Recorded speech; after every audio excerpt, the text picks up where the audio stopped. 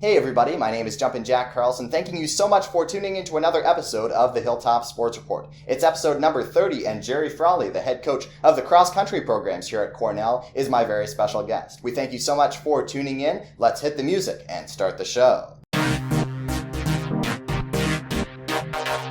Let's go Rams! Let's go Rams!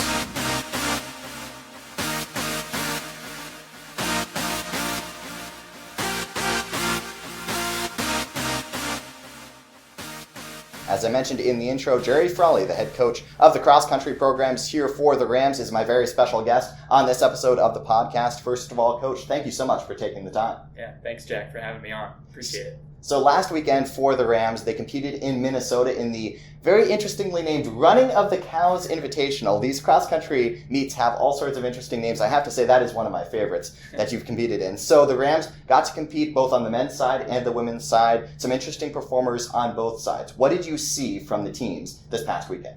Yeah, so we went up to Carleton College for the Running of the Cows Invitational, like you mentioned, and we wanted to see some more teams from our North region, so the Minnesota and Wisconsin schools. That's where their regional meet's going to be at this year, so that was a big invitational for them, and we kind of crashed their party a little bit up there as one of the few or only Central region or Midwest region schools. So, I think on the women's side, we had a really good day. We have a really young team this year. We have a lot of freshmen who are making some really strong impact so far, so it's been really fun to see them learn the 6K distance and have their second crack at it this last weekend, and we had some big PRs and some significant time drops. So, and then on the men's side, I think we had a little bit of an interesting day. We had some sicknesses and some injuries pop up last minute, so we didn't race everybody to their fullest potential. But I think we still have quite a bit of season left to kind of put things together. So. Absolutely. And then especially on the men's side in that invitational, lots of good competition facing St. Olaf among others who are nationally ranked. And the Rams are receiving national votes here. So that's really crucial for the team to be taking that next step here in 2024. What has the men's team done so far this season that has impressed you? Yeah, we're really upperclassmen heavy, and that's really the first time that I can say that since I've been here. We've been developing this program since I've been here for my fourth year as the head coach, and these seniors especially have been through everything with me, and I think they trust our program and what we've done up to this point. So we've seen a lot of buy-in, we've seen a lot of trust in each other, but also just trust in the process and where they've been at from their freshman year to where they're at now. So we've seen people step up. We've seen people have the best summers that they've ever had, and we've seen people believe. I think that's the big one, believe on a different level than they ever have. So that's where, we've had this goal of wanting to get to the national meet, wanting to compete at a high level, but have just, I think, fallen short each and every year. But now this is the year where I think they're really locked in, and all the pieces of the puzzle, so to speak, are in place, and I think we're ready to kind of take those next steps and believe fully that we are capable of belonging at a national meet. So that word belief that you've mentioned a couple of times here over the last couple of sentences you've said, how important is that when you came in first day on the job back in 2021 as the head coach?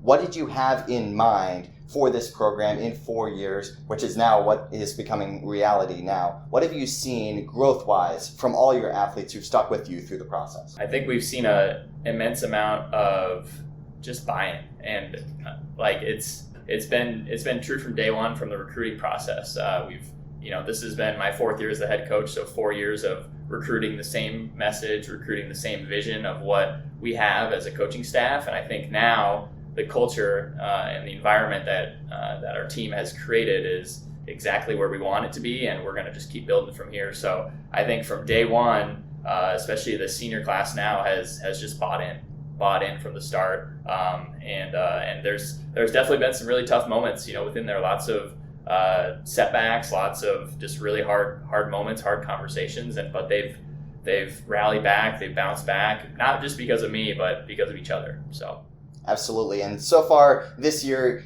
Isaac Van Westrenen, you have to mention him very early on in the podcast, what he's meant to this school in his 2 seasons here, obviously last year going to nationals and doing everything that he did. So many accomplishments throughout the 2023 campaign. Then he broke the 8K record for the school earlier this season, just a couple of weeks ago. What has he meant to the program? Yeah, so Isaac has completely, I think, transformed in what this program is capable of. He obviously transferred in last year, from an NAIA school, and just immediately he's felt connected. He's felt that sense of belonging, like I mentioned, and I think he's definitely given a lot of those guys that extra bit of belief that we've needed to say, okay, he's here doing everything that we do. He's running the same streets, he's running the same workouts, and he's making it to a national meet, and he's doing big things. Why can't I do that? So he's just a special athlete, and he holds himself to a really high standard, and I think that has just elevated everybody around him. Absolutely. And then flipping over onto the women's side of things, a very tight-knit bunch, especially this season. You look at the top with Katie Lammers and also Eliza Kopis. Those two leading by example, and especially Eliza so far this year, setting all these records week by week, doing a nice job of pacing the Rams, so to speak. What have you seen from those two, Eliza and Katie? Yeah, Eliza, she's been just a really strong leader for our program. She may not be the most outgoing or talkative, but she's going to show up every day and do the right thing and put in the work without any hesitation. She's definitely one that our women can look up to and know that, like, if she's doing everything right and she's having this success, I can too. And Katie, as one of our seniors, she's been through the program for 4 years. She's had her really big moments, and she's had her really tough setbacks. But I think every single time she's bounced back and been a very strong vocal leader for us. And I think overall, she's a competitor. She shows up when it counts, and I think she's going to show up here in this last part of the season. That's fantastic to hear. Now, going from present day, let's go back in time, because some of you might not know, but Jerry Frawley, sitting to my right now, was an All-American in college at Wartburg from 2013 to 2017. Take us back to Jerry Frawley in college, going all sorts of places out there in cross country and in track and field. What was that experience like for you? Yeah, so I ran at the Division III level, and that's, I think, where I truly felt like I belonged for the first time in my life in terms of, running and as a person. And that environment that I had in college was indicative of everything that I'm working on and doing here at Cornell. So it's a culture of, I just had great teammates around me that love to run and a passion for it. So showing up to practice every day with that type of environment, it's hard to not get better in, so definitely had my growth and my and my setbacks within my running career in high school, starting out as a freshman and could barely run for 10 minutes without having to stop and walk, and then each and every year I just came back a little bit more fit, a little bit stronger, and ran track as well. But this is a sport that takes consistency. It takes time. It takes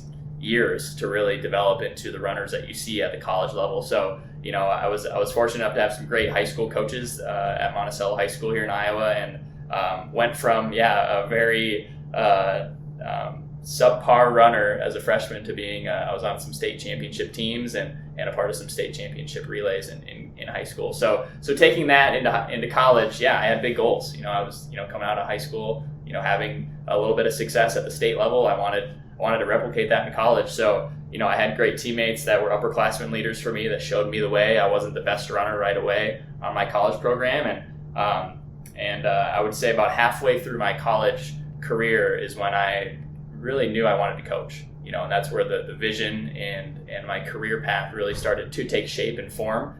So I was in my coach's office a lot. I was working for him. I was doing a little bit of recruiting. I was doing a lot of different stuff. But seeing the ins and outs of what coaching is, everybody thinks it's the 2.5 hours that you spend at practice every day. There's about 18 hours in there that you're probably doing something different. We wear a lot of different hats within this career. So. And it definitely had some success at the conference level. Was a conference champ and an all-conference runner in a really competitive conference, which used to be the Iowa Conference back in the day.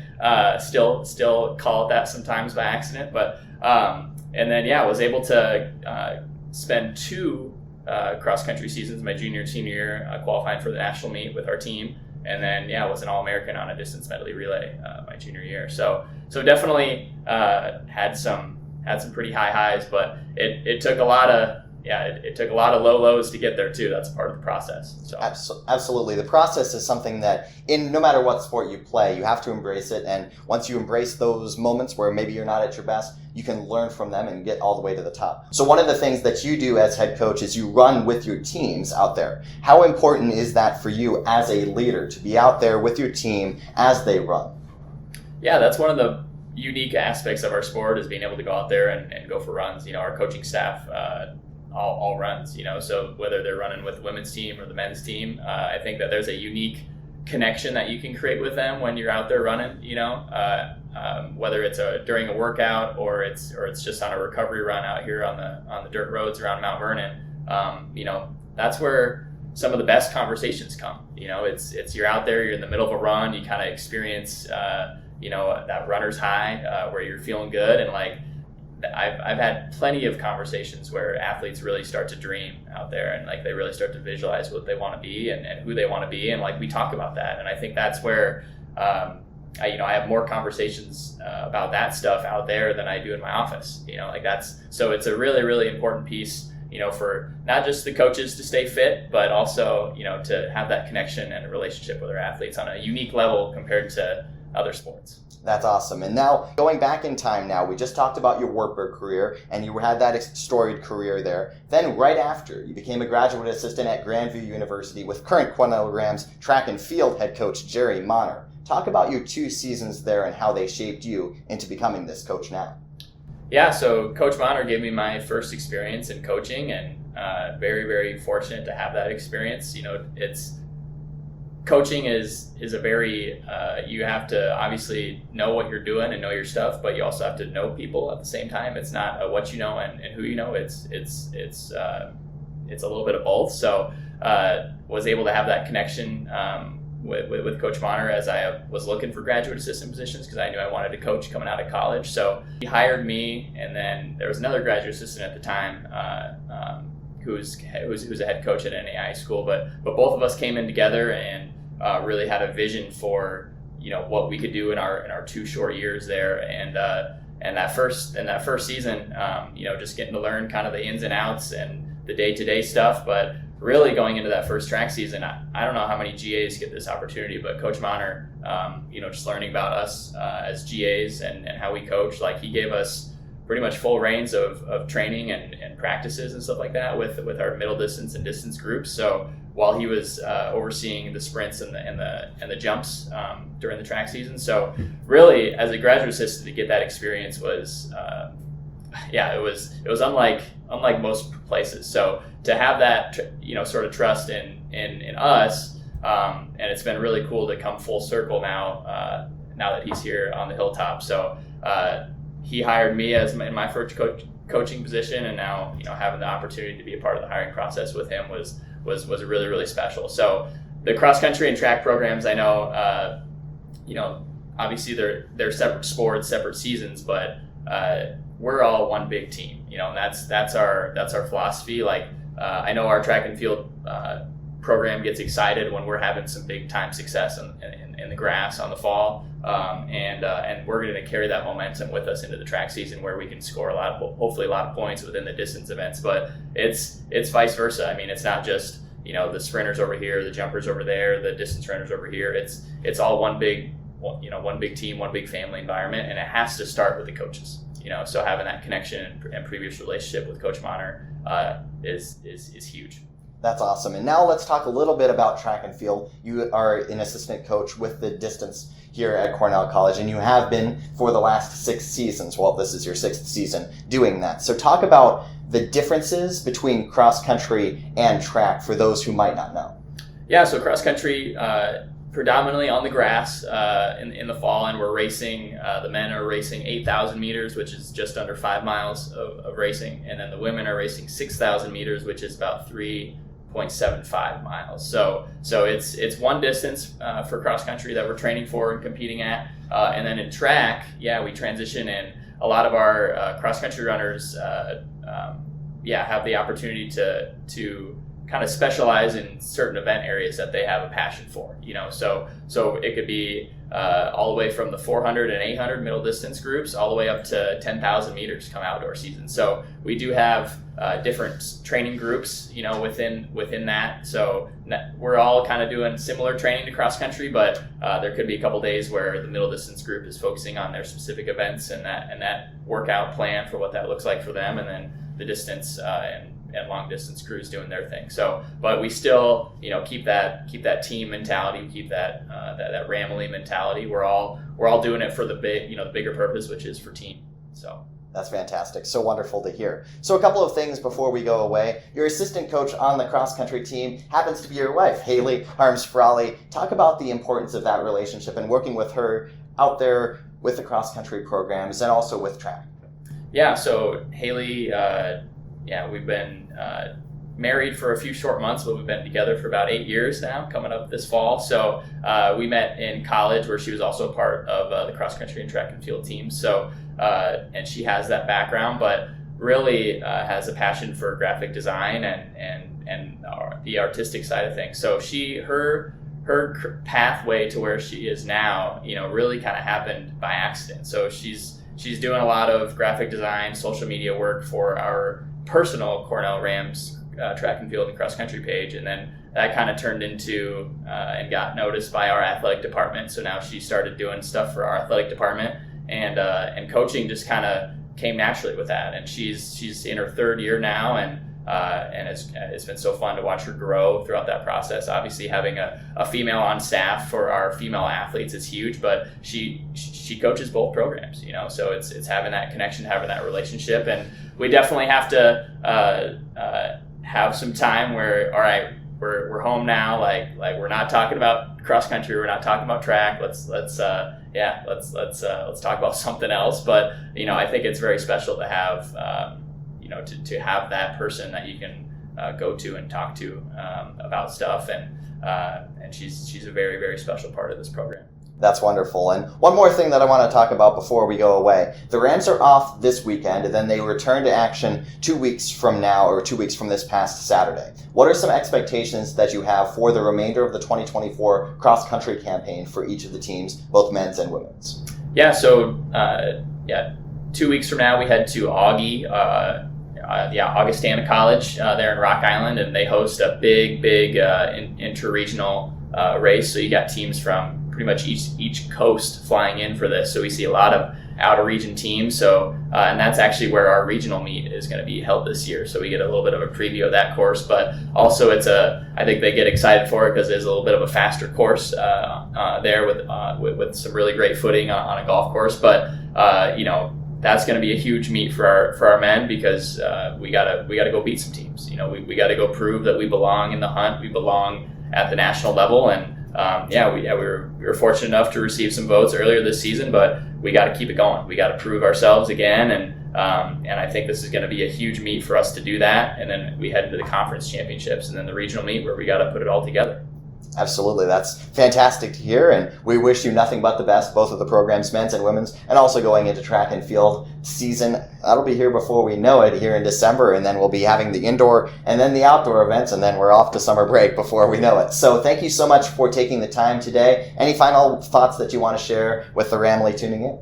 No, I think, Jack, you just do a great job of showcasing. There's a lot of stories to be told within this athletic department on a yearly basis, and some that nobody would ever know about if it wasn't told. So I appreciate you putting this thing together and telling the stories of the Ramley. Absolutely. Thank you so much for your time. That's head coach Jerry Frawley of the cross-country programs right here at Cornell College. My name is Jumpin' Jack Carlson. Thanking you so much for tuning into this episode of the Hilltop Sports Report. Inviting you to tune in next week for episode 31 of the podcast. We're going to be featuring women's wrestling on that episode of the podcast. Once again, follow Cornell Rams social media platforms for updates about the Rams, and I'll see you next time.